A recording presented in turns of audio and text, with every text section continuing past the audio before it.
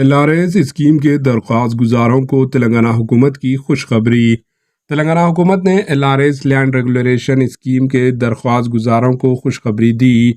درخواست گزاروں کو 31 مارچ 2024 تک اپنی زمین کو باقاعدہ بنانے کے لیے مکمل فیس ادا کرنے کا موقع دیا گیا۔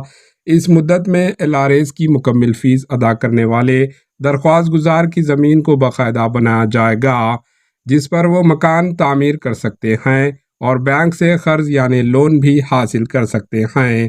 چیف منسٹر ریونت ریڈی نے آج اس سلسلے میں عہدیداروں کو ہدایت دی کہ وقف، سرکاری اور ہندو انڈومنٹ اور عدالت میں زیر دوران عرضی کو چھوڑ کر باقی عرضی کو باقاعدہ بنایا جائے۔ حکومت کے فیصلے سے 25 لاکھ اور مستحق طبقے کی درخواست دہندگان کو فائدہ ہوگا۔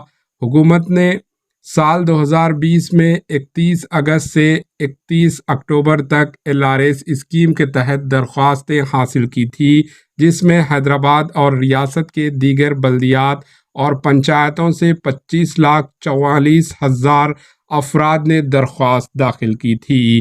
Bureau report AHN news.